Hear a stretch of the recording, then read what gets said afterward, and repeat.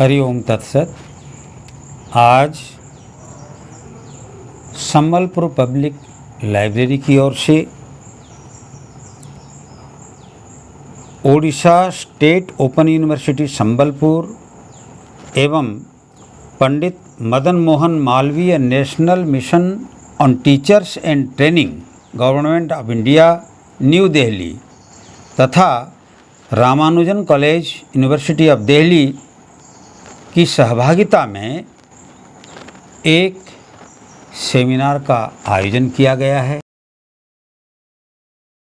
जिसमें आलोच्य प्रसंग है grooming youth towards nation building.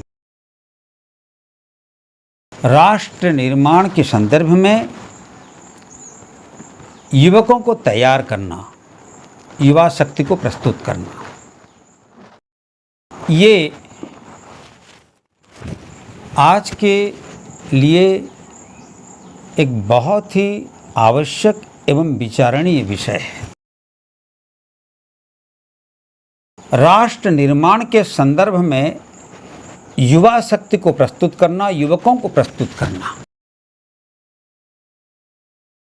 इस संदर्भ में हम सबसे पहले जानें कि हमारा जीवन बाल, युवा एवं वार्धक्य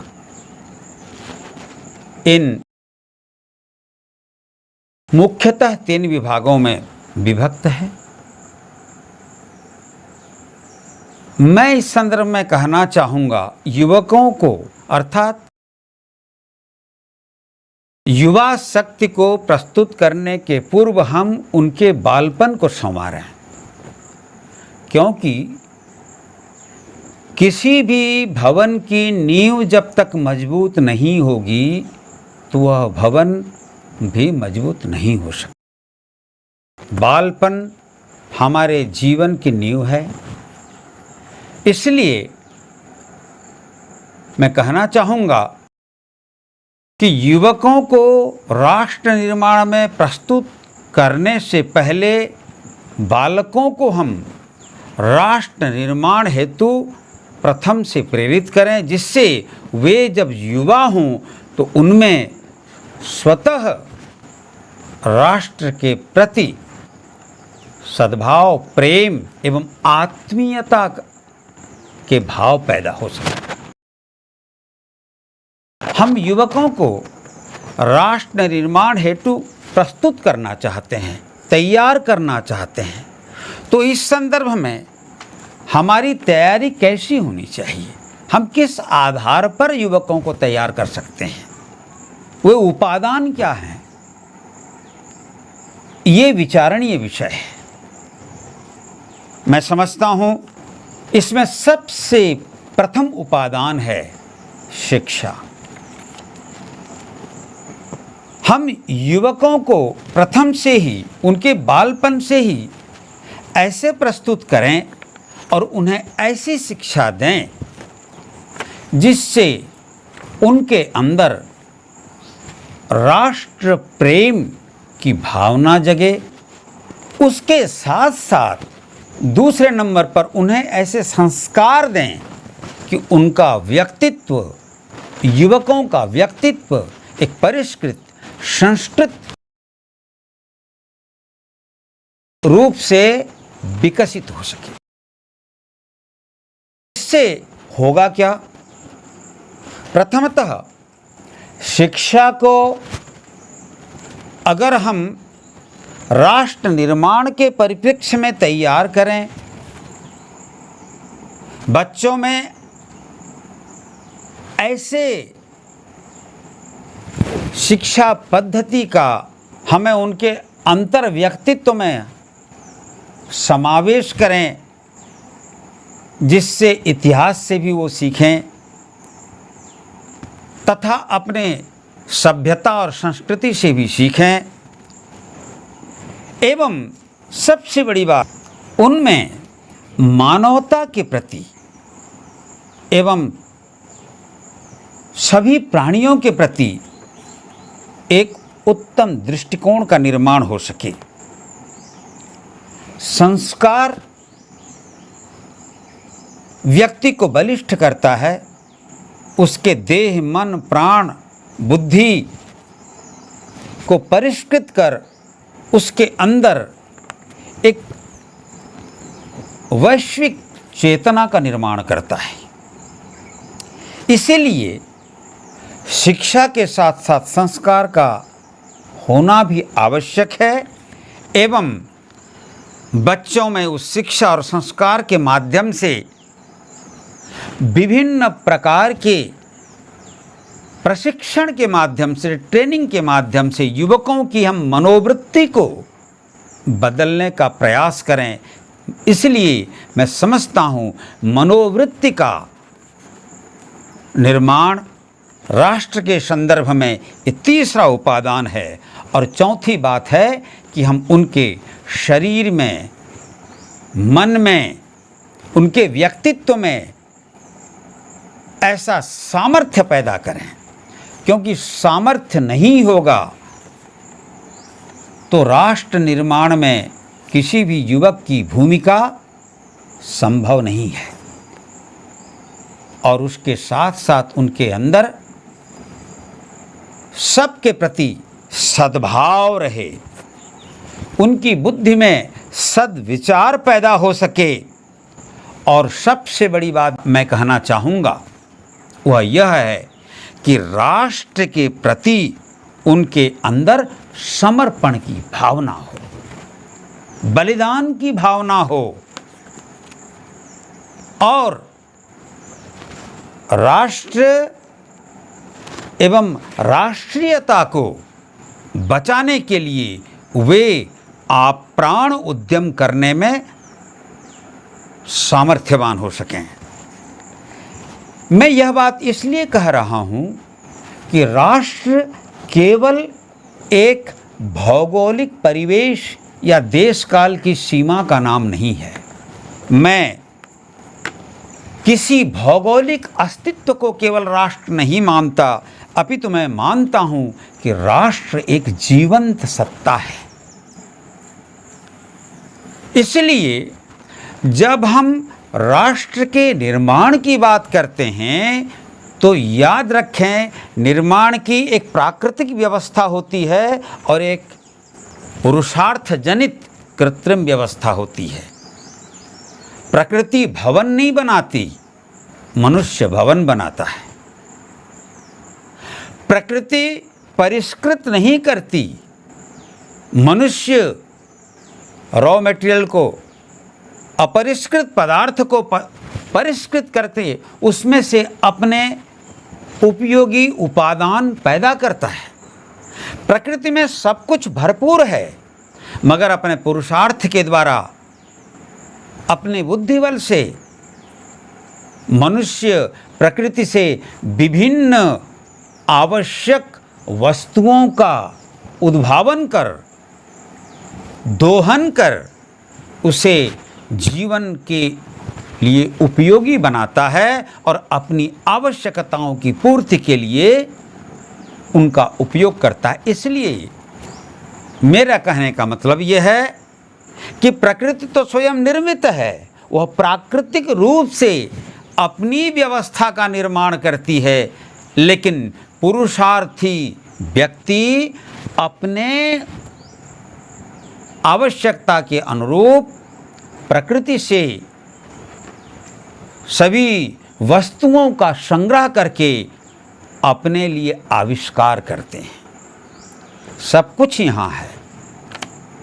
लेकिन यहाँ से सब कुछ को अपने अनुकूल उद्भावन करने के लिए व्यक्ति को पुरुषार्थ चाहिए। इसलिए राष्ट्र निर्माण के संदर्भ में हम जिन युवकों का निर्माण करना चाहते हैं, उनके अंदर ऐसे मनोबल, मनोवृत्ति, प्राणबल, प्राणशक्ति एवं विचार बल, बुद्धि शक्ति का विकास करते हुए उनमें हम एक सकारात्मक दृष्टिकोण का भी विकास करें, क्योंकि सकारात्मकता के बिना निर्माण संभव नहीं है, सकारात्मकता के बिना विकास संभव नहीं है। इसलिए मैं इस सकारात्मक दृष्टिकोण पर, सकारात्मक भावना पर एवं सकारात्मक विचार पर जोर दे रहा हूँ। सामाजिक, राजनीतिक, आर्थिक, इन 3 चीज़ों की आवश्यकता होती है राष्ट्र के निर्माण में।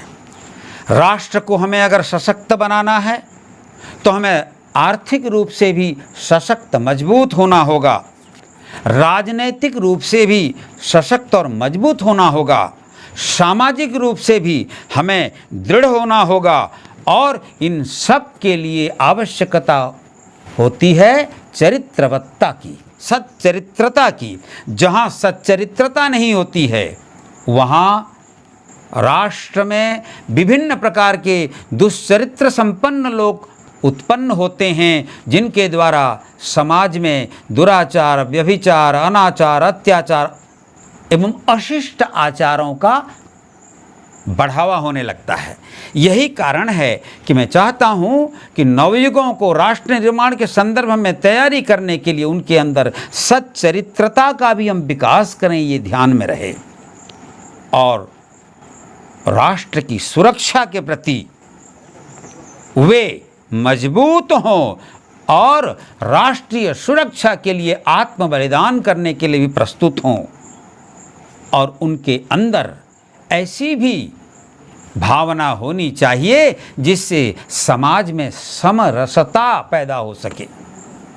ईर्ष्या, द्वेष, छल, कपट, प्रपंच इत्यादि के भाव समाज में ना आए, और शिक्षा, स्वास्थ्य, भोजन, आवास आदि जो मूलभूत आवश्यकताएं हैं, उन आवश्यकताओं की पूर्ति के लिए किसी भी राष्ट्र को आत्मनिर्भर होना चाहिए, और ऐसी आत्मनिर्भरता की भावना व्यक्तिगत रूप से तथा राष्ट्रीय स्तर पर युवकों के अंदर पैदा हो, इसलिए भी हमें प्रयास करना चाहिए। और इन सबसे बड़ी बात है मानवीय मूल्यबोध का, मानवता का, क्योंकि मानवता अगर युवकों के अंदर नहीं रहेगी तो उनके अंदर प्रवृत्ति केवल स्वार्थ की और शोषण की पैदा होगी, दानवता की पैदा होगी, और दानवता जहाँ होती है वहाँ न सुख होता है, न शांति होती है, और न ही समृद्धि वहाँ आती है, क्योंकि ये राष्ट्र निर्माण के बाधक तत्व हैं।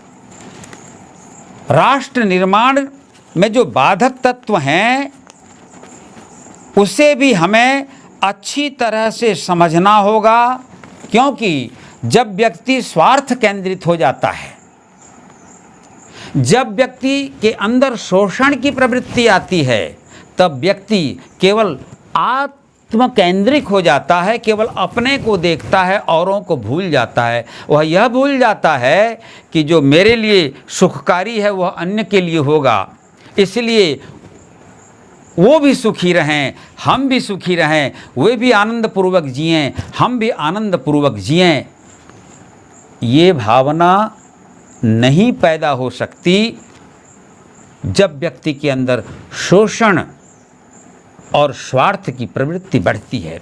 इसलिए युवकों के अंदर हमें परमार्थ भाव को अच्छी तरह से कैसे बढ़े, एतदर्थ प्रयोग करना होगा, एतदर्थ प्रशिक्षण देना होगा। और इसके लिए सबसे बड़ी बात है कि सारे विश्व में जो महापुरुष हुए हैं, जिन्होंने राष्ट्र, विश्व और मानवता की रक्षा के लिए प्रयास किया है, उनके प्रयासों का उदाहरण भी उनके सामने रखना होगा।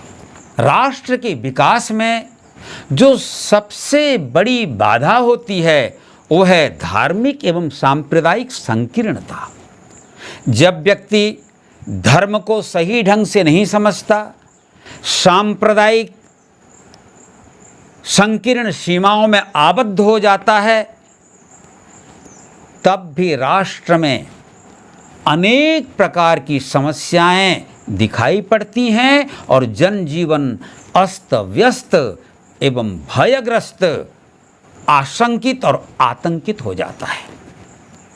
हमें युवकों को, चाहे वो किसी भी धर्म के हों, किसी भी संप्रदाय के हों, किसी भी समुदाय के हों, किसी भी जाति के हों, उनके अंदर एक सार्वभौम भाव एवं सार्वभौम दृष्टिकोण का विकास करना होगा। मैं समझता हूँ चाहे कोई भी हो, किसी भी धर्म संप्रदाय से हो, वह सांघातिक नहीं है। क्योंकि दुनिया के सभी धर्मों में मैंने देखा है, सब जगह सत्य, शांति, दया, क्षमा, प्रेम, सहयोग, सद्भाव और आत्मिक एवं भौतिक विकास की बातें हैं।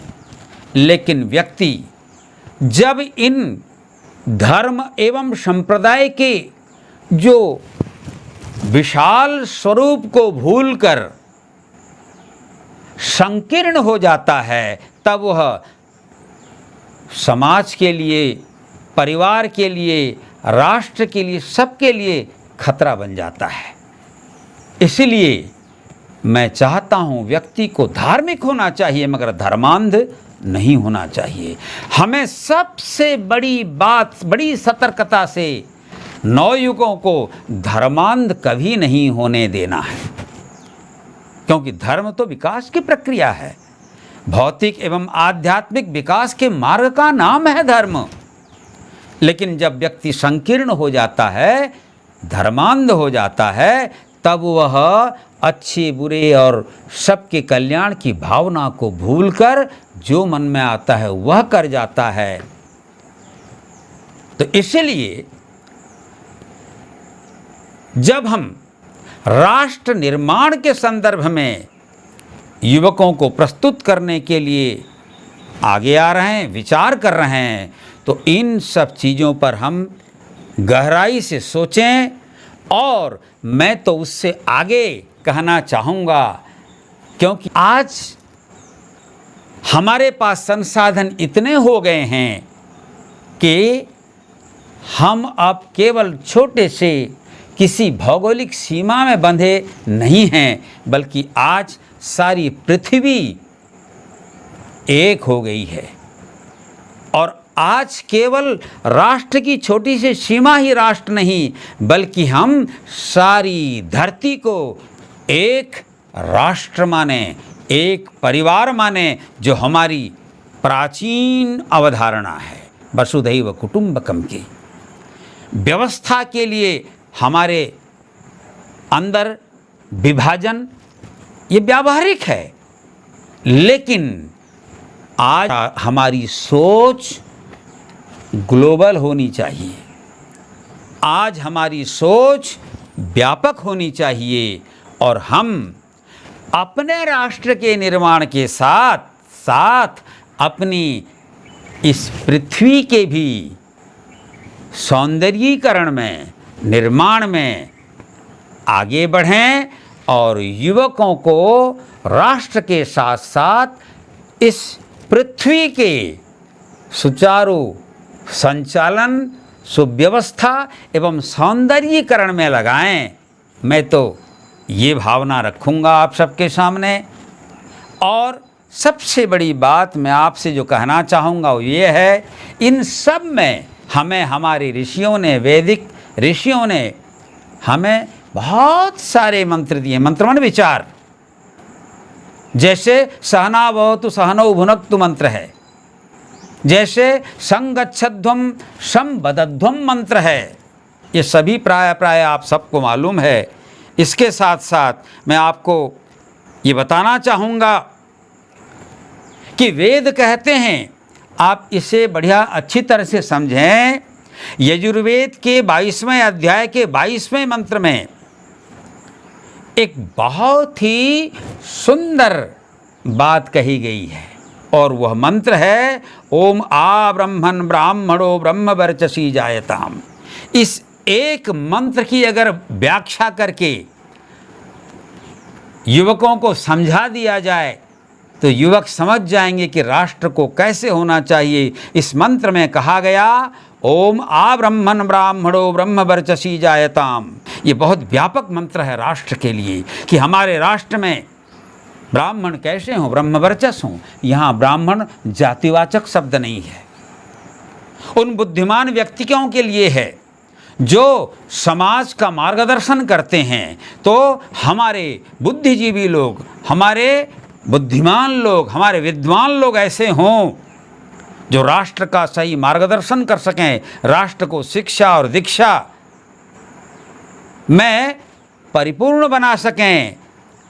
हमारे शासक लोग ऐसे हों जो प्रजा की सुरक्षा कर सकें, वो सूर हों, महारथी हों। हमारे नौजवान ऐसे हों जो योद्धा हों और विजयी हों। हमारे यहाँ गौएं हैं, पशु हैं, सब हमारे लिए उपयोगी हों, माने गाय दूध देने वाले हों। यह बहुत प्रकार से कही गई है। और हमारे अन्न, हमारे फल फूल पौधे सब कुछ अच्छे हों, माने हर तरह से राष्ट्र समृद्ध हो, इसके लिए ये मंत्र हमें प्रेरित करता है। और योगक्षेमो न कल्पताम, जो हमें मिली नहीं है उसके लिए हम प्रयास भी करें, और जो मिल गई है वस्तु उसके संरक्षण में अपने आप को लगाएं। इस प्रकार राष्ट्र को समृद्ध बनाने के लिए, राष्ट्र को सुसंस्कृत बनाने के लिए, राष्ट्र को महान बनाने के लिए युवाओं में शक्ति होती है। तो उस शक्ति का हम सकारात्मक उपयोग युवा कैसे करें, एतदर्थ वातावरण बनाएं और राष्ट्र की भी रक्षा करें, पृथ्वी की भी रक्षा करें, मानवता की भी रक्षा करें, और युवकों में भौतिक समृद्धि एवं आध्यात्मिक स्थिरता एवं विकास कैसे हो, एतदर्थ प्रयास करें। मैं आप सबको बहुत बहुत बधाई देता हूँ, धन्यवाद भी देता हूँ। आप सबने ऐसा एक सुंदर सेमिनार का आयोजन किया है। मैं चाहूँगा आपका यह प्रयास सफल हो और हमारे नवयुवक राष्ट्र निर्माण में अपने आप को युक्त कर सकें, सफल बना सकें। इन भावनाओं के साथ मैं अपनी वाणी को विराम देता हूँ। हरि ओम तत्सत, हरि ओम तत्सत, हरि ओम तत्सत।